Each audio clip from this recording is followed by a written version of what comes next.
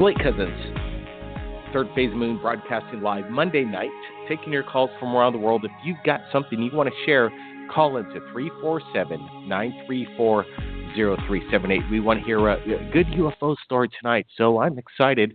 And we have a few callers in. Just press number 1, and you'll be taken to the top of the call list if you got something you want to share tonight. Again, any device that you're using, just press number 1, and we'll get to you as soon as possible. And welcome everybody from the Flash Chat tonight. Let's bring in the callers. We're going to go to the chat or the callers right away. Let's get to area code 843. You made it to the show. How you doing tonight? Blake, how you doing? It's Dirty Dave from Dirty Myrtle, South Carolina. All right. Hey, doing good. You're coming in loud and clear. What's on your mind? What's going on in South Carolina tonight? You see something strange recently? Well, no, I've seen a little bit of information I wanted to share with your listeners. But first of all, I'd like to wish you and your brother a happy Memorial Day over there on the Big Island. Absolutely, absolutely. Yeah. Shout out to all the men and women who served our country. Is the biggest thing they did. They sacrificed their lives to protect the United States. Appreciate it. That's right. All right, well, I wanted to get to this issue of Robert Bigelow, who was on 60 Minutes Sunday, and he had a few interesting comments about ETs, their presence, and UFOs. Asked by interviewer Laura Logan, he said if he believed in aliens, Bigelow replied confidently, "I'm absolutely convinced that's all there is to it." Regarding UFOs coming to Earth, Bigelow opined that there has been and is an existing presence, an ET presence. Bigelow, I don't know if most people know, he's kind of like an Elon Musk. He's launched 2 experimental space modules, Genesis 1 and Genesis 2, and has plans for full-scale manned space habitats to be used as orbital hotels, research labs, and factories.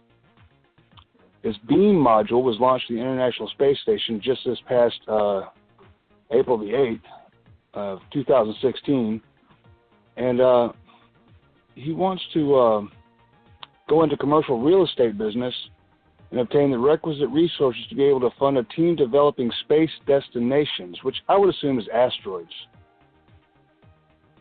Here's what I wanted to make a point about. This guy has billions of dollars at his disposal. He's sending satellites and modules up to the space station. He's involved with NASA. He says he's absolutely convinced that's all there is to it. The ET exists. Their presence is real. That's all I got. Yeah, you know what? It's amazing because 60 Minutes and this subject matter of UFO and aliens has never really come up on 60 Minutes. And yeah, I watched this Bigelow interview. It's been up for about a year now, almost. Maybe about 6 months ago I saw it, and I rewatched it again just to pay close attention to what Mr. Bigelow was saying because it was quite profound. He basically stated he knows for a fact that the aliens are here already amongst us on planet Earth, not anywhere in the universe, but they're here now. And he's the man who spent more money than anybody else, he believes, in trying to solve the mystery. And we know for a fact he gave the MUFON network a lot of money, close to approximately $750,000 just to get information from them for a year. And apparently, with all this money he spent, he found the answer. And he's basically not sharing with us what he found. He's telling us that we have to believe him, which I do. We're on the same wavelength with Mr. Bigelow. But what's interesting, too, is he explains how his parents had a really profound UFO sighting. And he's had some himself, but he refused to explain to Laura Logan from 60 Minutes of what those encounters entailed. I got a feeling Mr. Bigelow's been visited already, but you're thinking, what do you think about the asteroid theory that he thinks that basically the Earth's in jeopardy and escape pods basically above planet Earth to escape from any kind of threat, an asteroid threat? Well, it could be that, that these rich folk, they're not confident in the underground bunkers that they built, and that there might be that kind of catastrophe, so they want to have an escape plan to go to a habitable planet. That's probably a much longer term goal. Obviously, asteroid development will be great for resources that are rare on Earth to find. There's a whole lot of other things involved in it that, we're just not privy to, and we probably, would need PhDs to understand anyways. But my feeling on it is he probably was visited. Your story, my story, they're similar. We talked about this before, when I was young, how they came into my room. They were at the foot of my bed. I was, unable to move, frightened. I've seen them, And here's something that came up since I talked to y'all last. I was talking to my dad, and he said, you can't tell me that we don't know what we're looking at. My dad's a 70-year-old man like, Donald Trump.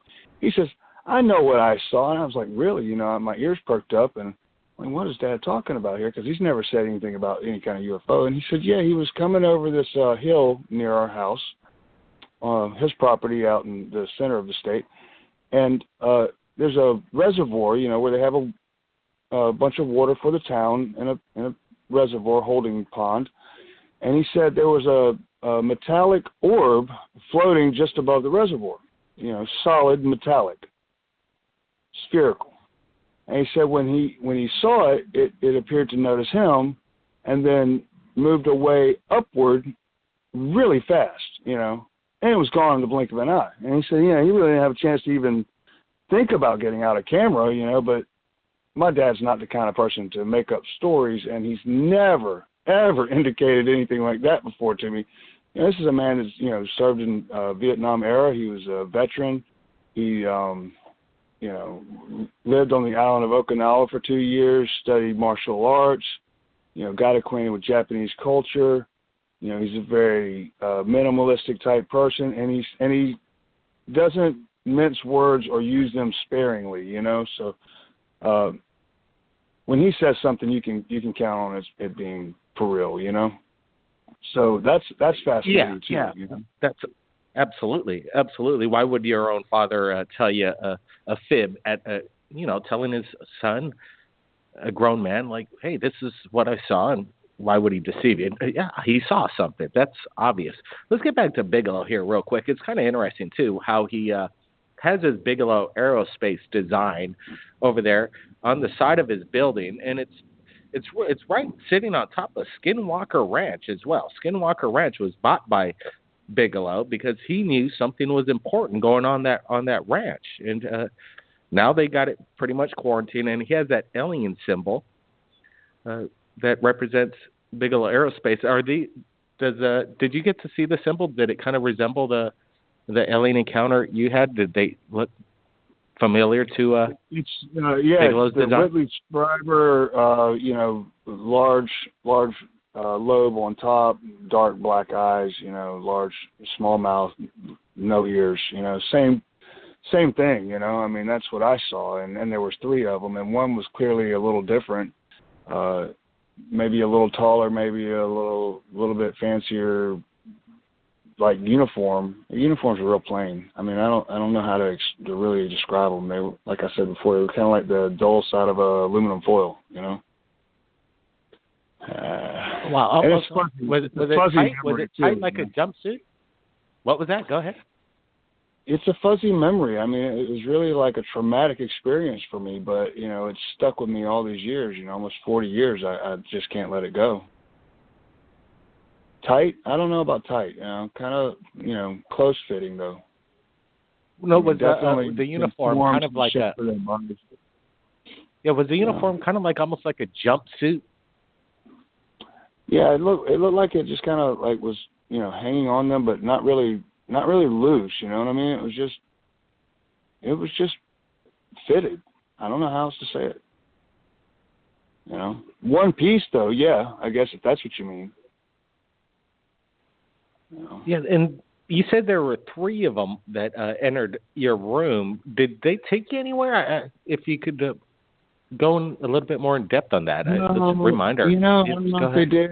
They may have other times. It's hard to say because if they can control your sleep and your ability to move, they could have, come back at another time when I was more receptive to being, suggestively manipulated in such a way as to forget the experience. I mean, if you know anything about MK Ultra and the things that happen to people who become disassociative because of trauma, they can block things out. I'm sure some sort of sleep, what is it called, hypnotic regression or hypnotic,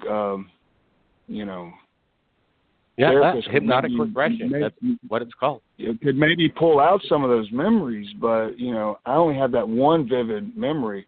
Now, there's been other times I've felt like, something was messing with me and I've been paralyzed and I couldn't see what it was, but I felt a presence and people say, well, it's just sleep paralysis. And me personally, I've been in sleep paralysis where I've just been kind of dreaming I was awake and, it was just difficult to wake up and, and then I realized, well, that was sleep paralysis. But this is different, like whenever you feel a dark presence and it's near and it's like, either tapped into you or it's, sucking off of you somehow. I mean, almost like psychic vampirism or something. It's really strange. I mean, I don't know if I want to say it's alien or if it's demonic or if it's maybe something from an alternate dimension, but I do know it uses the conduits of our electrical lines and light bulbs and things like that to move around, If you sleep with your head too near an outlet, they have better access to manipulate the magnetic field in your brain and make you more receptive to them. All kinds of studies have been done on, on this type of stuff at Harvard and MIT and places like that, where they manipulate people's brains with magnetic fields. Yeah, stand by. Maybe somebody's got a question for you. Let's go to area code 952. You there? Area code 952, welcome to the show. Hey, Blake. Hey, Betsy, how's it going? Good. It's really interesting. And I was just really getting into listening to him. I don't have a question at this time, but he's got great ideas. I'm still here, Betsy. Thank you very much. Oh, okay. I didn't know you were still there. Yeah. Gosh, it's very interesting, and I think you're right on track. Yeah, so what's on your mind, Betsy? What made you call in? Excuse me? I couldn't hear you guys were talking at the same time. Oh, I just said, what's on your mind, Betsy? What made you call in? Oh, I call in a lot, and I just called to listen most of the time. But I think Bigelow's right, and I think he knows. Gotcha, Betsy. Yep. Yeah, Betsy's a regular on the show. Let's see. Maybe somebody else has got a question for the caller here. Let's go to area code 956. 956, you made it to the show. What you doing? How things going? Hello. Yes, my name is John. Hi, John. I live in the South Texas area. And I wanted to say that... Go ahead. Well, back in 2010, I experienced something that was pretty awesome. And I live down at the very tip of Texas. We barely got out of my house. We're saying goodbye to my brother's friends who had finished a tattoo on my brother.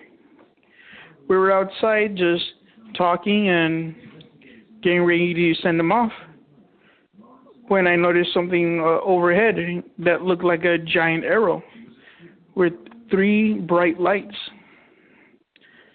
The thing is, it made no sound. Me and my brother and his friend were right there, right next to me. I pointed to this object, and my brother right now today says he didn't see it, but I know he saw what I saw. His friend saw it, and he was denying it, saying, I did not see nothing. I did not see nothing. Even though he did see it too. It went behind a couple of trees and just disappeared.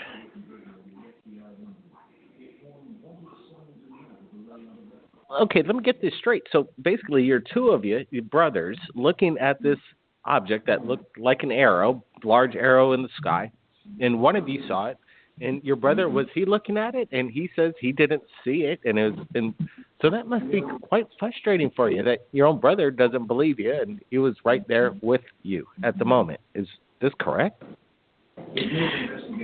Yes, but sometimes he hasn't seen as many things as I have seen, and sometimes he has seen a few things, and he tries to explain them away. But when he can't, he admits it's something out of his control, and he admits it. But sounds like sounds like there's a little civil the brothers not getting along or something, a competition on who sees what. I'm not exactly sure what's going on there, but a little competition between the brothers on what they're witnessing over the skies over Texas. Well, there's a lot of stuff going over Texas as of recently. Let me tell you, last year, California was the hot spot for the UFO sighting per capita. It was just amazing what was going on in California last year. But now I got a feeling in 2017 it's going to be Texas. We'll find out. We'll find out real soon where the new hot spot is. But it seems like Texas to me. We got more callers, more people wanting to share their stories. Stand by, everybody. We'll be right back.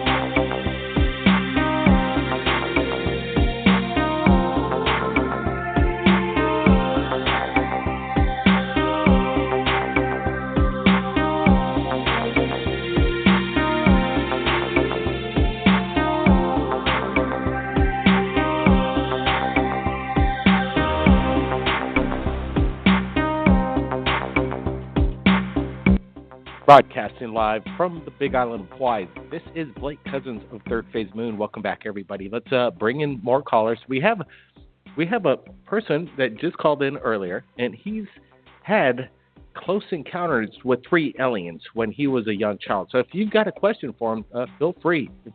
All you have to do is press number 1 on any device that you're using when you call into 347-934-0378. You could ask a question or share your story. So let's bring them in. Let's go to area code 843. You're live on Third Phase Moon. How you doing tonight? Hey, Blake, this is Dave. I'm still here. Oh, all right. Oh, okay. There you go. Yep, that's Dave. And hey, Dave, thanks for sticking around, man. I hope people have some questions for you because, it's not every day you got people coming on the show and admitting their true story of close encounters with aliens. Let me ask you this. Do you think for a second that these guys that came into your room are from another planet, another galaxy, or are they interdimensional? What's your true gut feeling on that?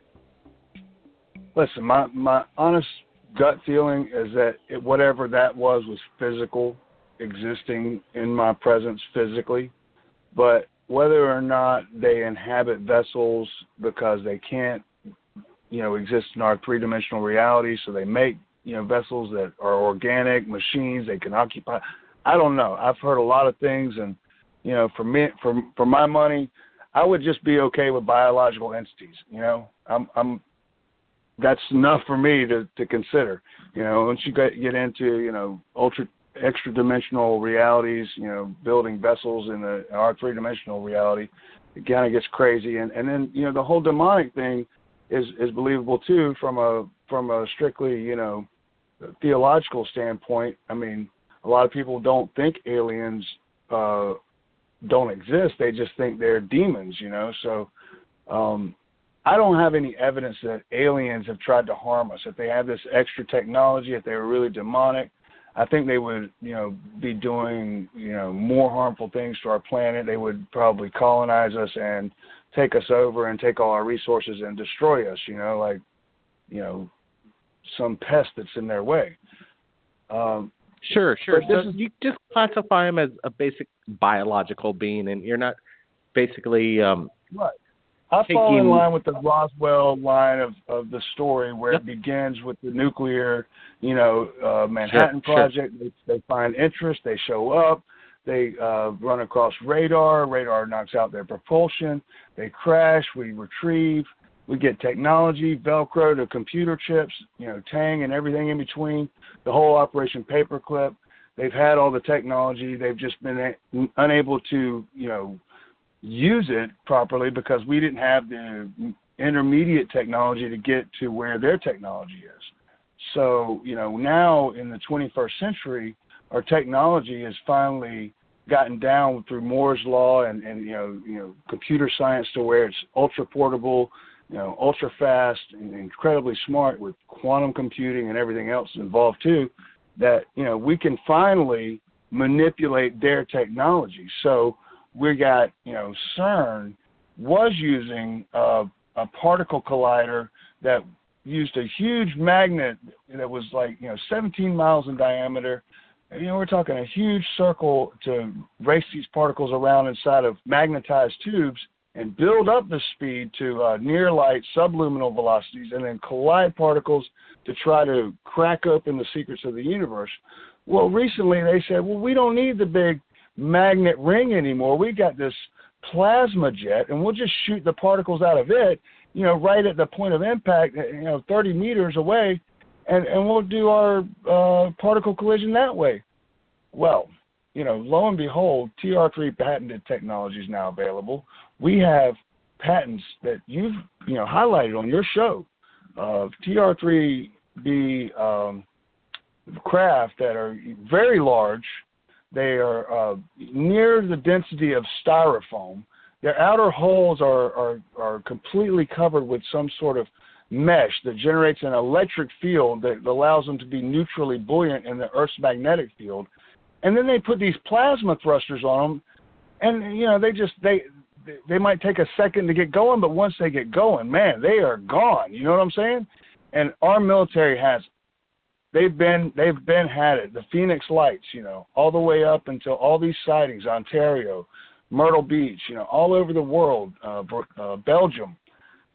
We've been using the technology, probably for to monitor nuclear weapons testing in North Korea and Iran and sure. Wow. Yeah. Let's Oh, they got the weapons. That's for sure. And is it from the crash from 1947, reverse engineered? That's what a lot of people basically state. And it came from somewhere. We do have a patent pending, or there is a patent out. Some people are trying to debunk whether this man who patented this is the real deal or not. What was his name? I'm trying to figure it out.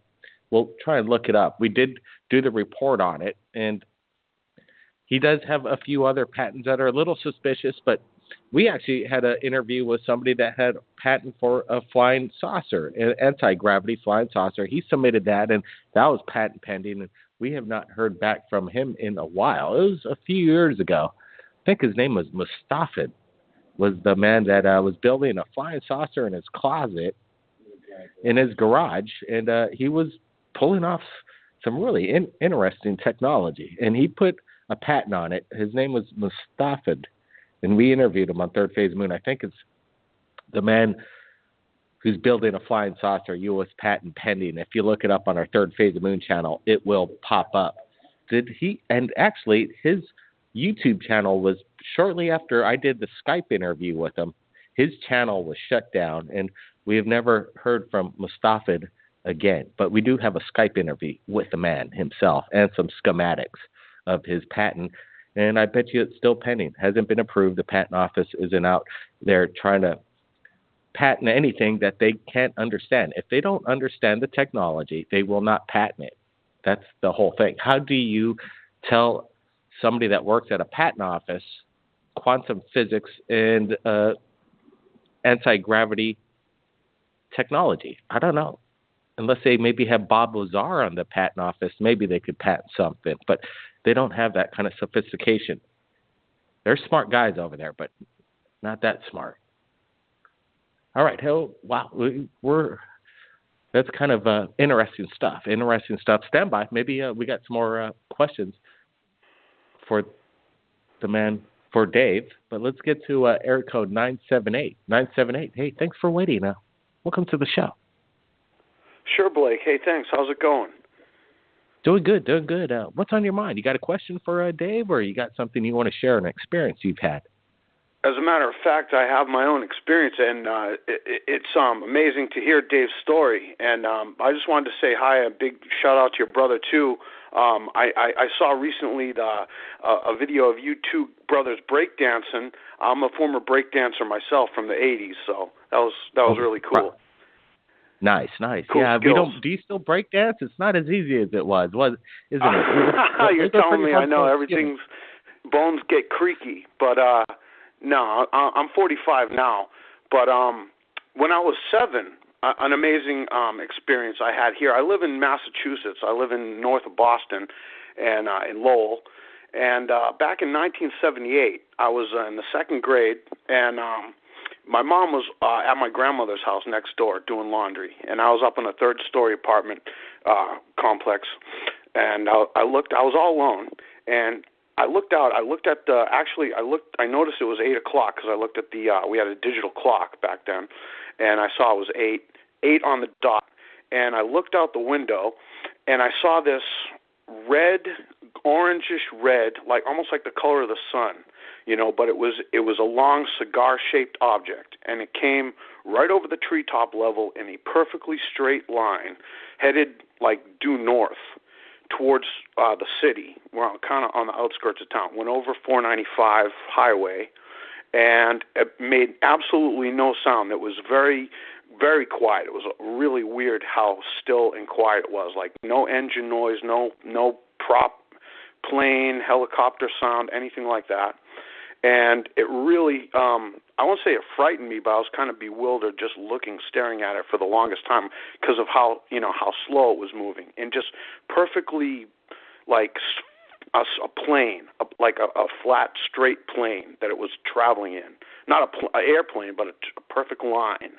It was just like a minus symbol in the sky, glowing. It had a sheen around it that was like an aura.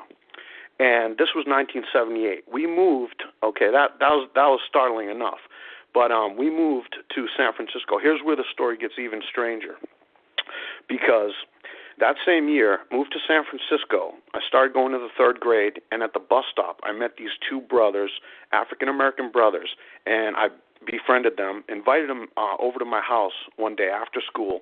They came over, and we were sitting around. I had a wind-up Godzilla that used to shoot sparks out of its mouth, and it would walk if you wind it up. And it was kind of a fun toy, and I showed them. I was saying, hey, what do you think of this Godzilla? And one of the brothers said, because I brought up Godzilla, and he said, do you believe in God? And I said, yes, I do. And he said, do you believe in the devil? And I said, yes, I do. I suppose I do.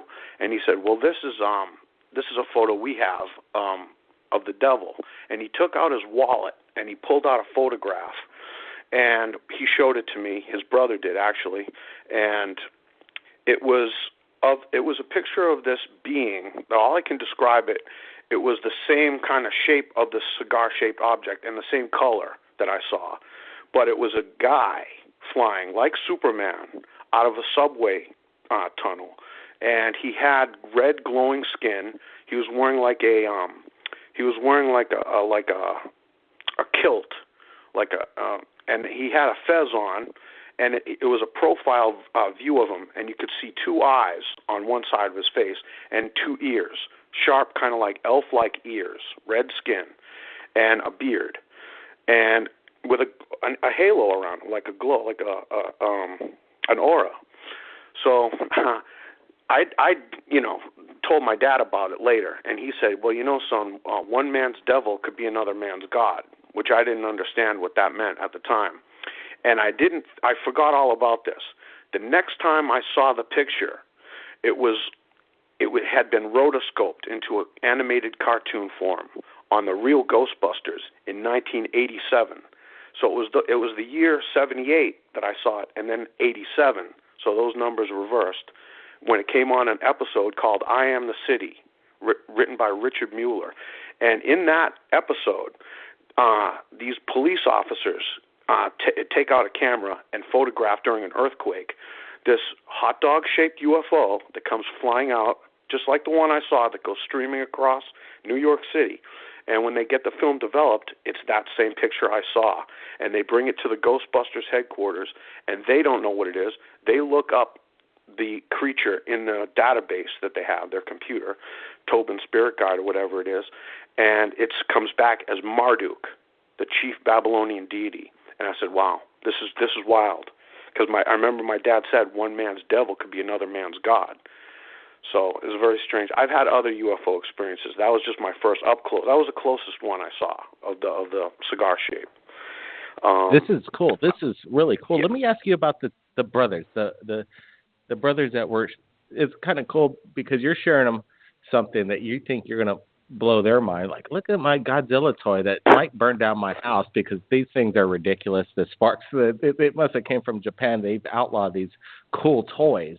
Right. Do you still have that Godzilla? It's probably a collector's Oh, no, item. it's long gone. I mean, you could probably find them. There's small, tiny little things, though. They're just they're not the big ones. So when the brothers characters wanted to show you their picture of the devil, did they manage? Were they trying to hunt it down and manage to capture it? Was it an accidental photograph? What was the preface behind them capturing this photograph? Did you ask? They didn't have a backstory to it. They just kind of said that they just kind of had it, and I wondered about that too. Like, was this like some kind of an elaborate hoax? And if so, what kind of hoax was it? Because it almost didn't look real. It almost looked like a 1978 version of a Photoshop kind of picture, as if some man was wearing a costume and wearing full body paint makeup and just posed for it, and then they superimposed him over another picture. That's what it looked like to me. I didn't buy it, but I mean, there was no story to it. It was just a mystery. It was totally mysterious, and I just took the coincidence of seeing this thing later down the road in this film, that must have been quite startling because you had the experience. You saw this thing, then the brothers are showing you their photograph, and then this thing comes up on this show. That now all of a sudden things are coming together. So that jogged my memory. Right. Yeah, and I did a lot of cool. research since then. I actually contacted the man who wrote or was credited as writing that episode. His name was Richard Mueller, and I did a telephone interview with him. I did record it, but somehow I only got one end of the conversation. I did have a phone tap, and I told him I was recording it, and he said it was okay. He told me that they got the idea from a Dungeons and Dragons manual, and that Marduk was the Babylonian god, and that was in a D&D handbook. Deities and demigods, he told me. So I looked that up. I found it, and there was a similar caricature of it. But he wasn't wearing like the water buffalo from the Flintstones, the hat. He wasn't wearing that. It was he didn't have a hat. But in the cartoon, he had a fez. So I actually researched the planet Marduk, and Zecharia Sitchin was now they call it Nibiru. But back in 1976, he came out with a book, The 12th Planet. He called the planet Marduk, and they had aliens from that planet who were the Anunnaki, who came to Earth back in the ancient times, and settled in Babylon, Samaria, things like those places. So I got to meet Zecharia Sitchin. I also studied archaeology myself. I did some work for him, and I made some discoveries. I've even been to Peru, and I've seen some of the monolithic, megalithic sites that couldn't possibly be built by average humans. The stones are 500 tons each, and it's impossible how they could have quarried them from so far away, moved them up the mountain. I don't know if you've ever touched on those on your show, but we love historic archaeology and what's happened in the past, and we're hunters ourselves for old treasure here on the Big Island of Hawaii. But let me ask you, what's the most amazing thing that you've discovered? And you said you met Zecharia himself. What was the most outstanding thing that he shared with you? That's incredible. Yeah, I didn't meet him in person, but I corresponded with him through the mail, and I've talked to him on the phone many times before he passed away now, but while he was alive. And I don't know, I have some YouTube videos up myself. I did some deciphering of El Lanzón in northern Peru, it's a monolith that's engraved, and it comes down to a point in the ceiling. Well, if you flip it upside down, the picture of it, you'll see that it's the profile of a man's face wearing a conical-shaped headdress, and not like a creature, a monster with tusks. It turns into a man's face wearing a hat. So that was one of the discoveries I made. I made another discovery in Bolivia, where the Tiwanaku and the idol, the monolithic idol of Tiwanaku, there's some inscriptions on it, and I put a mirror up to that, and I saw almost like a figure of Jesus in that, and I have that. It's called Jesus in Bolivia on YouTube. You can look that up. Those were the main ones. I told Zecharia Sitchin about El Lanzón, and he said he would check his photographs of it. He told me where I was wrong a couple times, and I don't believe everything he said, but I took his advice, and I kept working, and I made some more discoveries. But I just wanted to tell you about another UFO encounter I had also, Blake, because this one sure. Go ahead. Not as close up as I saw in 1978, that cigar-shaped one, but this one was I was with my buddy Tom. I was doing some masonry work on his front yard with some blocks, and also a guy named Bruce was with us, helping us, and the three of us were out there during the daytime. And we looked up and saw this plane flying, and there was almost like one of the Foo Fighters that you would see from a 40s vision of how they flew around the airplanes back in World War II, and it was like flying above one of the wings, and it was a light, and I turned to him and said, "How many lights do you see during the day?"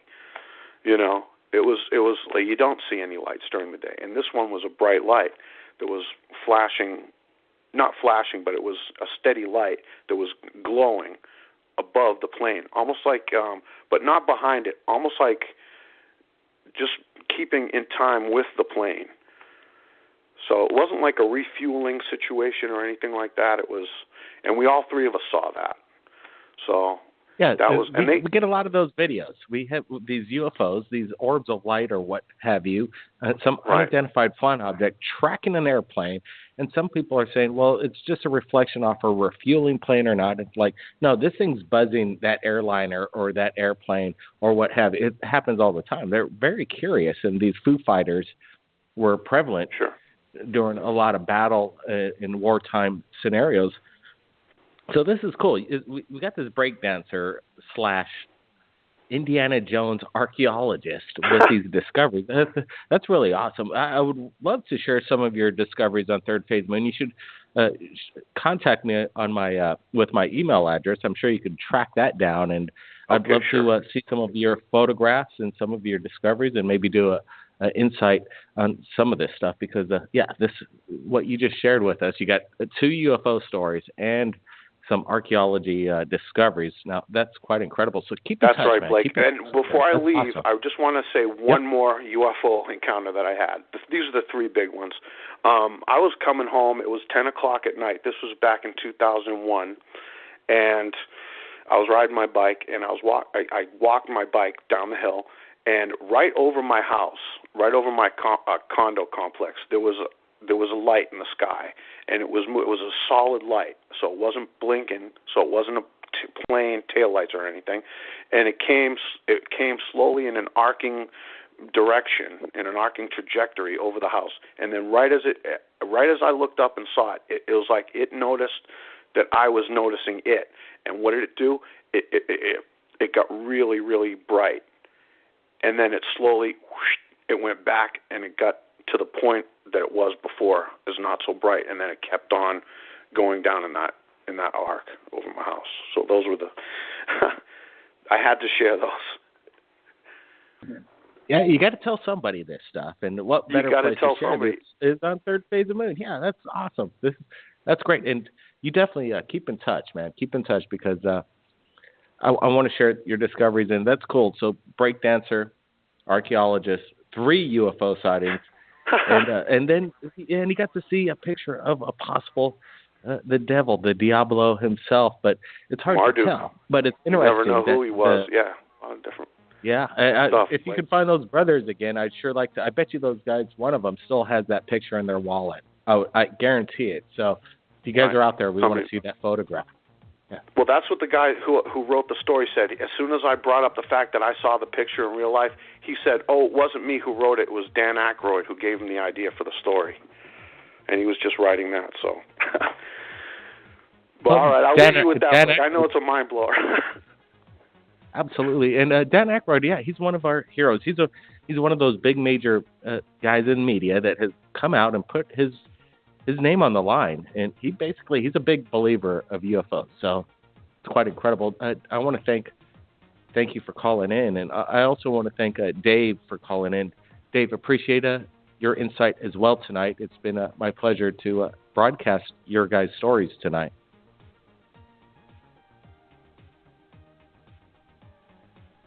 Everybody, we're going to be doing this again this Friday night. We're going to be broadcasting live. Make sure you stay tuned to Third Phase of Moon for more updates. I got a lot of stuff I got to upload coming up on our YouTube channel, so stay tuned. I got to cut this show a little short, but I want to thank everybody on the Flash Chat for chiming in, looking up data as I explain it to them on the Flash Chat. It's very helpful to me, and everybody, I see all the regulars joining us every twice a week, so it's cool, and that's why we do this. We keep the lines open so people could share their incredible stories, and I think we shared a few good ones tonight. Keep safe, everybody. Happy Memorial Day, and we'll see everybody very soon. Thanks for the people that have served the ultimate price defending this country. Blake Cousins. We'll see you again next time.